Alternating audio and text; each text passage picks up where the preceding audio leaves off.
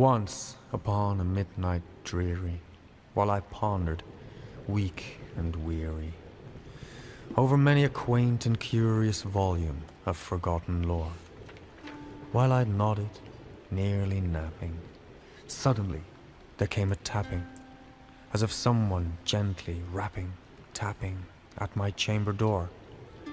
"'Tis some visitor," I muttered, "tapping at my chamber door. Only this, and nothing more."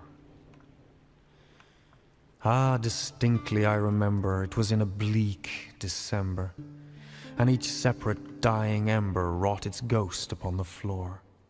Eagerly I wished the morrow, vainly I had sought to borrow from my books surcease of sorrow, sorrow for the lost Lenore, for the rare and radiant maiden whom the angels name Lenore, nameless here forevermore.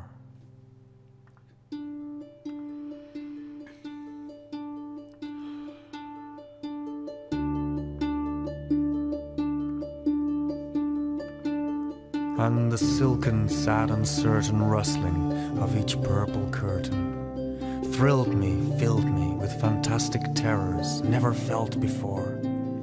Presently, to still the beating of my heart, I stood repeating, "'Tis some visitor entreating entrance at my chamber door. Some late visitor entreating entrance at my chamber door. Merely this, and nothing more."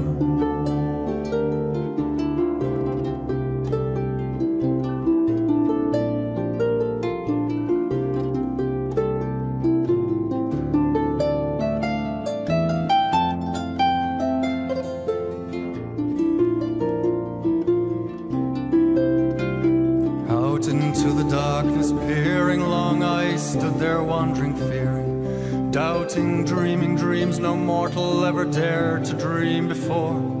But the silence was unbroken, and the stillness gave no token, and the only word there spoken was the whispered word Lenore.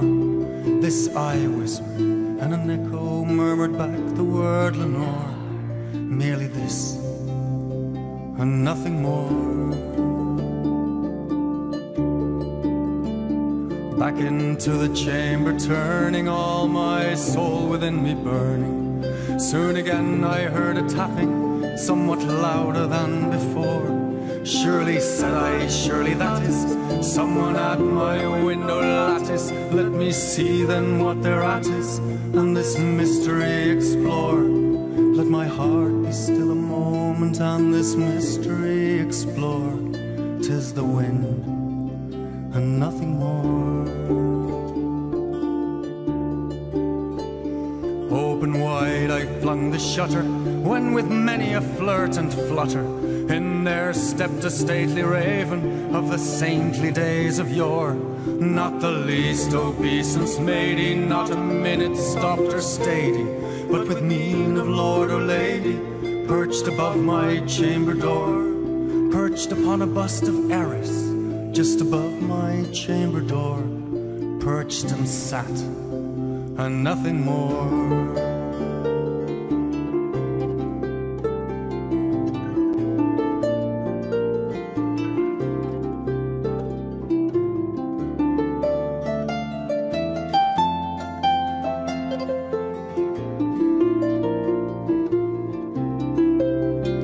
Soon that ebony bird beguiling my sad fancy into smiling, by the grave and stern decorum of the countenance it wore.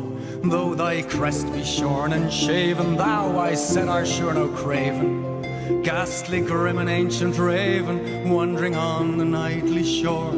Tell me what thy lordly name is on this night's Plutonian shore." Quoth the raven, "Nevermore."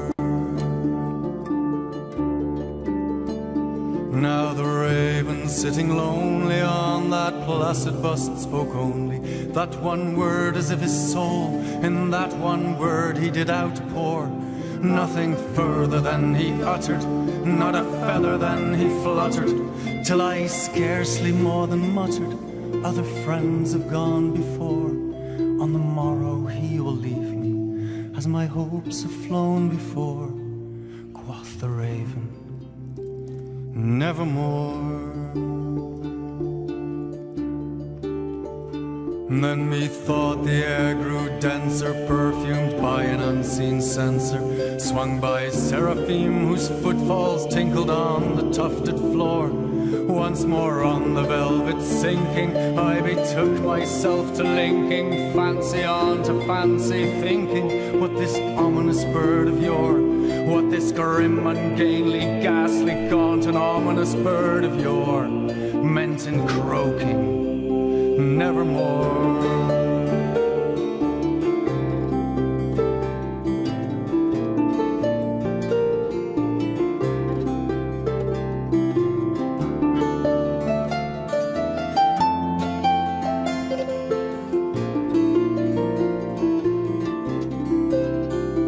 Prophets said I a thing of evil, prophets still if bird or devil, whether tempter sent or whether tempests tossed thee here ashore, desolate yet all undaunted on this desert island, chanted on this home by horror haunted. Tell me truly, I implore, is there balm in Gilead? Tell me, I implore, quoth the raven, nevermore.